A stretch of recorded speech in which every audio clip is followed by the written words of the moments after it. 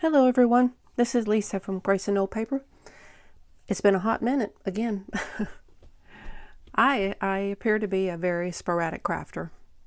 I wasn't for quite a while. For quite a while I was in this craft room every single day, pretty much all day. But I have been kind of on a crafting slump, I'm going to call it, for quite a while. I kind of got discouraged.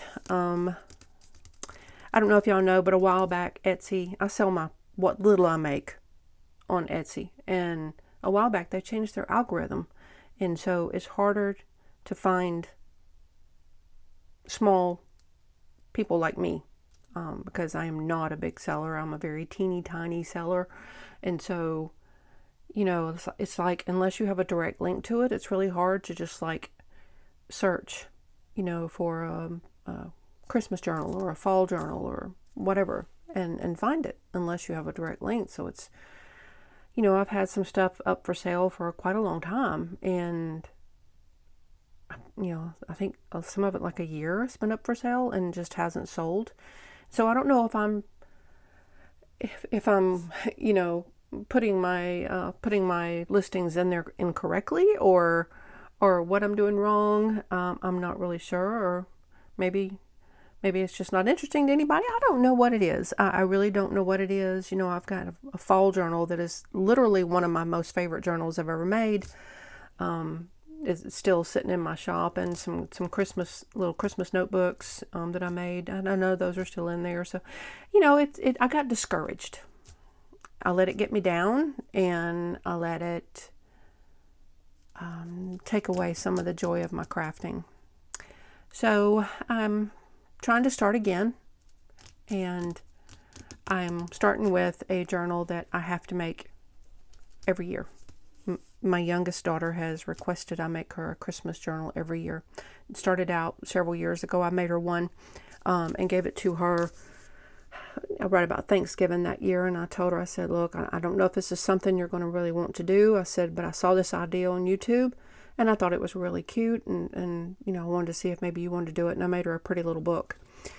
And I told her it was you could call it a December daily, a 25 days of Christmas, just a Christmas note, Christmas journal, whatever. I said, but the intent that I saw was that you start on December 1st and you journal something every day until Christmas, and it records your memories of that year. And she has taken that and has ran with it. She's very artistic, and she journals a lot, and she does that fancy journaling where it's just amazing to look at every page. And so she has so thoroughly enjoyed it. The first one I made it with a little 1-inch spine, which was a big boo-boo, because when she got done with it, it was literally gator mouth like this. So she said, Mom, next year you got to make it bigger. And I was like, okay. So I took that and I was like, okay, I can do that. So she has requested I make her one every year, and she said, don't stop. So I'm going to go ahead, even though it is July 31st here. I'm not sure when you'll see this video. I'm not sure when I'll put it up, but for me, today is July 31st. I'm going to go ahead and be starting on her journal.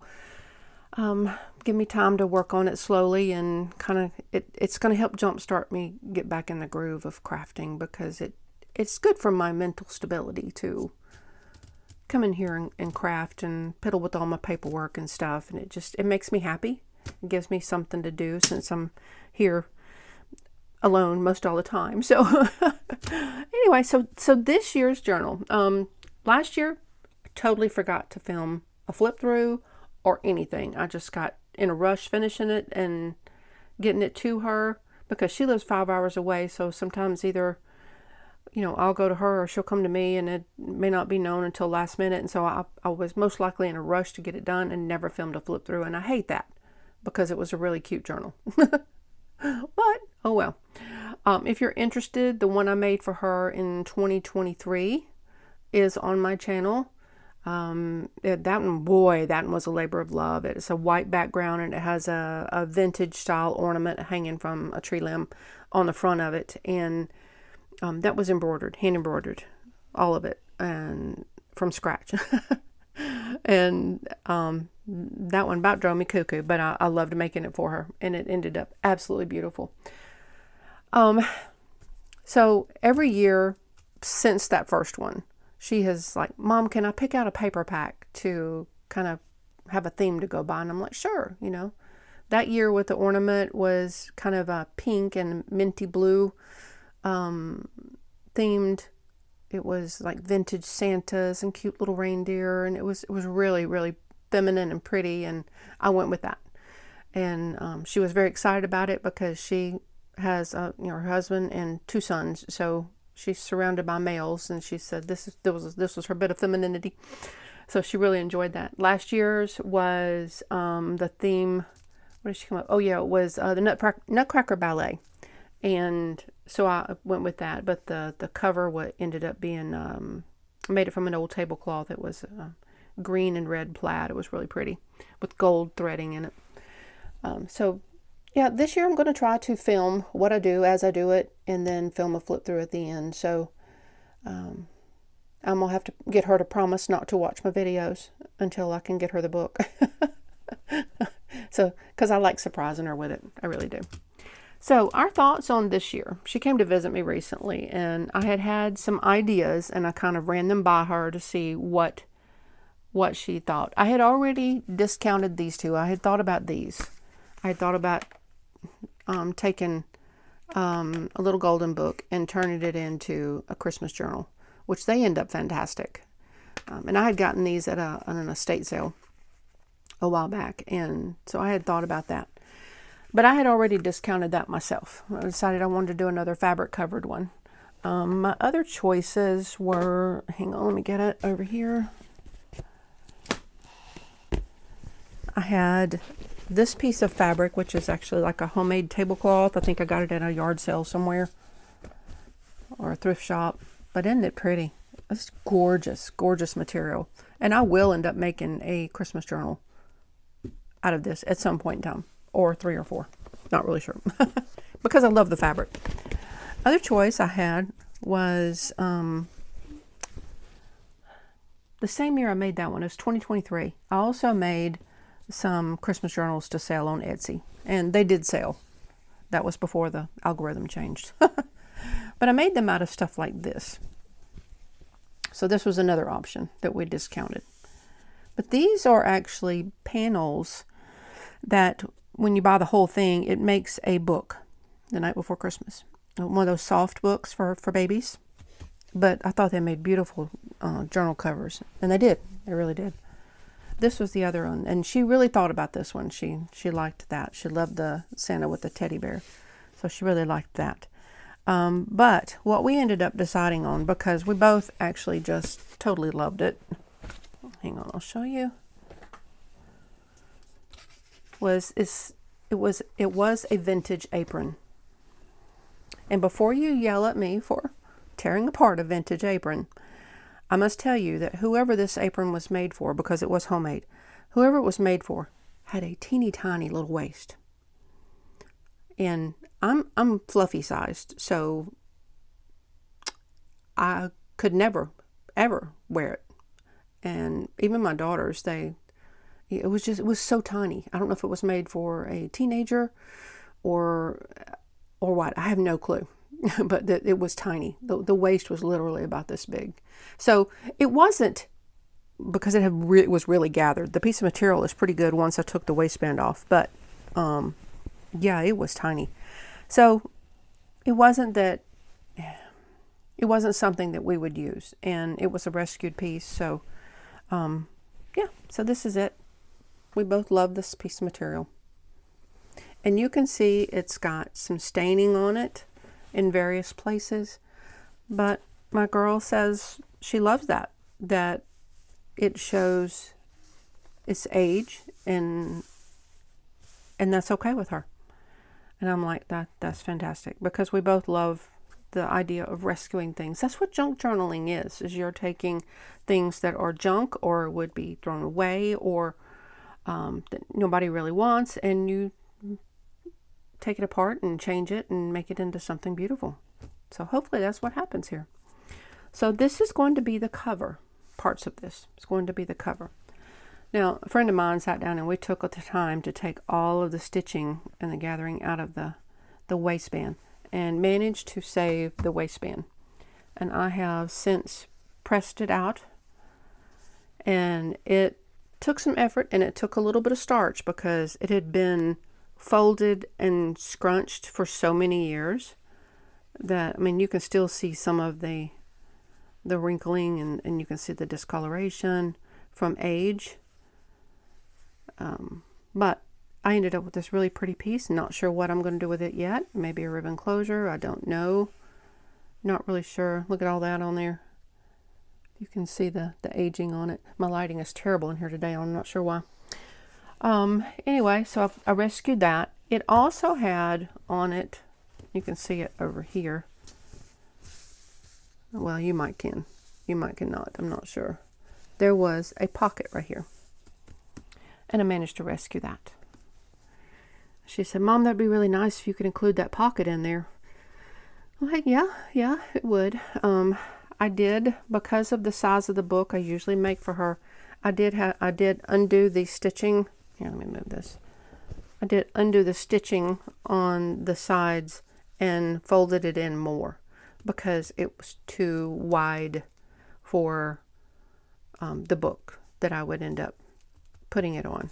So it is now a little bit smaller, but it's usable now. Before it was too big. So what I have used, like I said, that first year I started with a repurposed book and made a hidden hollow back spine, and you know, it was all fancy, but it was only a 1-inch spine. No.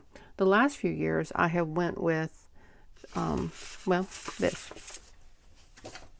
It's a snack box. But you can see on this is going to fill up that.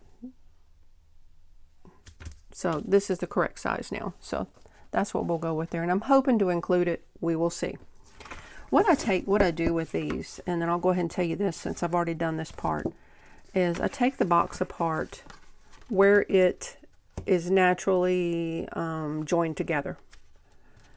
And I've seen some people leave that part because it had extra stability. But what you've got to notice is on a lot of them, it's only this little part that's extra, and it's not a full piece. So I take it apart at that part, cut off all the extra, make it as straight as I can, and then I use another piece of it and glue it in the center here, so that now I'm ended up with a real good sturdy piece for the spine. Really good and sturdy. And I use my Fabri-Tac for that because it gets it really good and sturdy on there. So that is good to go. I have taken every bit of this extra where it was glued right there. I've taken it down and sanded it to make it as smooth as I can. So this piece is ready to go. I will have to sand this a bit to get some of this slick off. So I'll be doing that, and then I put this stuff on it that I get from Walmart. It's just a cotton batting. It's not very thick. Matter of fact, I've got a piece of it here somewhere. Well, I did have. I don't know what I did with it. Oh, here we go. So it's just real thin, little cotton batting. And I will adhere this to the cover that gives it that softness. And one thing that she likes about this style cover is that when it's done, it still has some give and some flexibility to it. And it just feels really good when you're holding it and when you're messing with it, when you're journaling in it. Now, usually, or the last few years, I like to reinforce this as well, this whole section, because I don't want over years of this happening of it to start breaking down. So I want some extra strength and stability. I used to use this tie-back tape. And while it is great and it will hold anything on anything, I swear this is some strong stuff, it's very slick. And so it's hard to adhere anything to this side of it. Now I've managed, lots of glue and lots of work. I have managed over the years to be able to do that. But I'm thinking this year I'm going to try something a little different. And I haven't decided yet which. I have in my Amazon cart right now, I haven't purchased it yet, but a book binding tape that is a cloth. And so I'm thinking about getting that because that would go on here really well, and I wouldn't have to worry about it. Anything would adhere to it. That would work good. I have also seen a lot of people use this, and it's cheesecloth. And if you get this glued on there, you can also glue other things on top of it, but it is really sturdy too. We'll sturdy that up. So I haven't decided which yet that I'm going to do. So I've got to do that to prepare this and get it ready. I had already done that part, but now I've got to do this. And then after that, then what I do is the cover. Now this year is going to be a little different. Normally on the inside, I do paper. I do fabric on the outside. And then I wrap it over, and I will sew along the edge all the way around the book. And that leaves a raw edge on the inside that I will then cover up with my pretty cardstock. This year, I am really wanting to try to use this on the inside because, I mean, look how pretty. It goes so well with it. And then if I did that, let me open up a piece. If I did that, you can imagine how good that would look. So my issue now is trying to wrap my crazy little brain around the fact of how to put the fabric on the inside and still wrap over and be able to sew down and not have any raw edges showing. So I've got to turn my brain on and think about that. I was just sitting here thinking that to myself as I was thinking about making this video. I was like, wait a minute, how am I going to do that? Because my normal pattern of doing it is not going to work this time. So that's what I've got to do to prep this. And I will come back on my next video and we'll be working on the cover. Once I get the cover done, then it's just, you know, fun. While she was here recently, she just came to visit me recently since the kids are out of school for summer. We sat down and we looked at all my Christmas books, my Christmas scrapbook paper, my Christmas books, and I've got a lot. I've got a lot. So I knew she's very artistic, and she has very definite opinions about things she likes and doesn't like, as we all do. And so I didn't want to put something in the book that she absolutely hated. So since we were going with things that I already have, since we're not buying a scrapbook pack this time to give me a theme, we're going with what I have, which is a great way to do it. So these are all things I've got to fussy cut. So we looked through all of my papers and things and went through and found stuff that she really liked. These things are things I keep myself, and I make copies of them because they're irreplaceable. And the things I have gotten over the years. I don't even remember where I got that, but this is just a really cute little thing somebody typed up. This was an article from a newspaper. I don't even know which newspaper, but it's got Christmas music on the back. So that was really pretty. So I make copies of those, and she loves those to put in there. But we looked through all of my Christmas cards and my stationery, just everything I have, and found things that go with, that look really good with the cover, this specific color green and specific color red, because there are so many different reds and greens for Christmas, so many different, and I didn't want it to look tacky or clash. So she helped me pick all of that stuff out. I've got a bunch of stuff to fussy cut that I have started on. Hang on, let me put this aside.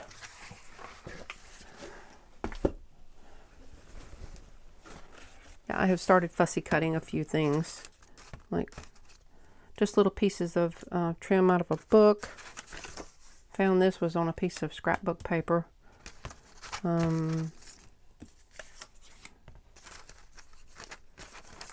Got these. Yeah. I'm not sure which way it goes. There we go. I think that way. I don't really know if it matters. No. But see, that would be cute on the corner of a page. I've got 2 of those so far. So those would be cute. I've also got him, and I just love him, and I don't know what I'm going to do with him. This is only the front part of a card, but I may try to incorporate that somewhere. But I've got this whole basket full of things, plus I've got washi tape ready to go. So this is all my little things I'm collecting to use to decorate the journal with. So I've got all that ready to go. So I think all my bits and pieces are ready, with the exception of possibly tea-dyeing some more paper. I think I need to do that, and that's quite an involved process, but needs to be done because I do like including tea-dyed papers in my journals. So I think that's about all of that. It was a little more nerve-wracking for me this year. Number one, because I haven't crafted in so long. And number two, I try to take meticulous notes on what I do in each journal, so that I know what I did and what I can improve on and what to do next time. So this is my little journal book I started coming up with a while back. And what I normally do is,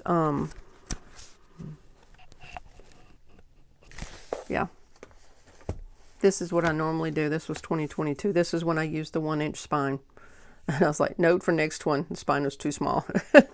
And I'll try to list out what book pages I used. And I have done this on, I think, every journal I've made. And I've got this year's ready to go. So, but I just haven't started on it yet. So I was looking in last year's book. I didn't do a page on it. And I was so flabbergasted. And I started looking through every notebook I have, because I'm bad at, writing a little bit in this notebook, writing a little bit in that notebook. And then, so I started looking through every notebook, and I never found the notes except for this that I don't even know if went with hers. And my chicken scratch on there. So I was like, I don't know what happened to it. So I had her get her book out the other day, and I had her write measurements. I had her take measurements, and we went through every page, and I wrote meticulous notes so I can have it in my book. Just to make me feel better, and it just keeps a record of it so that, like I said, I know what to change. Like we discovered that last year I made it a little bit too big, too many pages in it. So I'm going to cut that back a little bit this year. So I learn a little bit every year on things. Now, last year was an exception for her because the year before she completely used her book, every page. But last year they had that hurricane went through where they lived and did a lot of damage. And so it kind of messed them up for a while. And so she wasn't as, she didn't have as much time and mental energy for the book as she normally would have. But this year they're all back on track. Everything's good. So we're good to go. So I'm going to stop rambling here because this has just been a rambling video, just showing you what I'm fixing to be doing and telling you where I've been and where my mindset has been. And I'm having to make myself come in here. And it's not like I do these videos for profit. I do not make a profit on my videos. I do not make a profit on my junk journals at all. Matter of fact, I lose money between the cost of shipping and the cost of materials and time and everything.